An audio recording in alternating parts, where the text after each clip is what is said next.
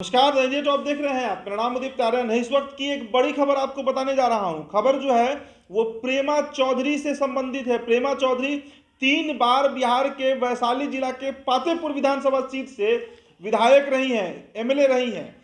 आपको बता दें कि पातेपुर जो है वो रिजर्व सीट है और 1995 से प्रेमा चौधरी राजनीति में सक्रिय रही हैं। लगातार वो चुनाव लड़ते रही हैं और खासकर राजद के टिकट पर 2 बार वो विधायक बनी हैं और 2015 में भी वो राजद के टिकट पर ही चुनाव जीती थी। 2005 में भी वो चुनाव जीती थी।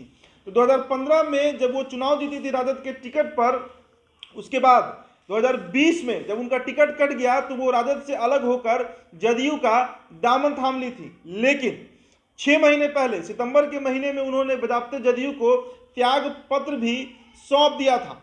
अब उनके राजद में वापसी होने जा रही है। लालू प्रसाद यादव पटना में है और उनके अध्यक्षता में, उनके सामने आप कह सकते हैं कि प्रेमा चौधरी जो है वो राजद में सम्मिलित होंगी।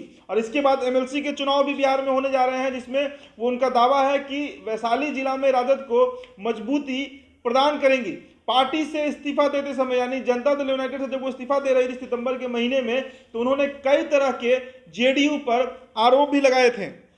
आपको बता दें कि पार्टी से इस्तीफा देते हुए उन्होंने जेडीयू पर राजनीतिक साजिश रचने का आरोप लगाया था।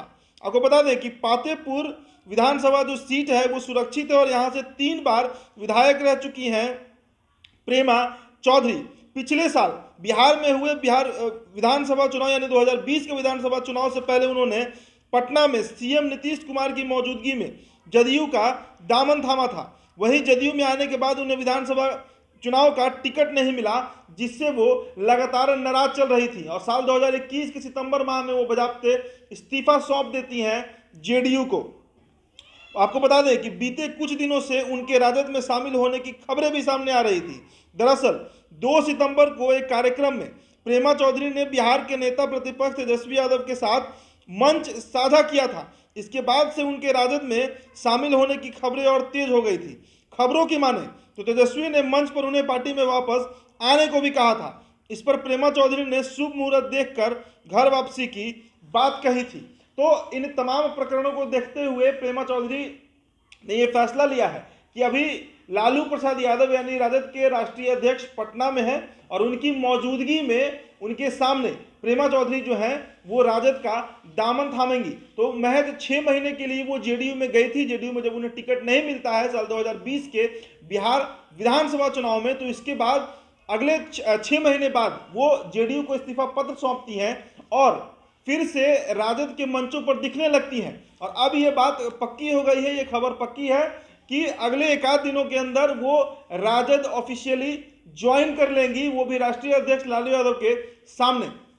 एक बड़ी नेत्री मानी जाती हैं वैशाली जिला में और वैशाली जिला के फतेहपुर विधानसभा सीट से वो 3 दफे एमएलए बन चुकी हैं।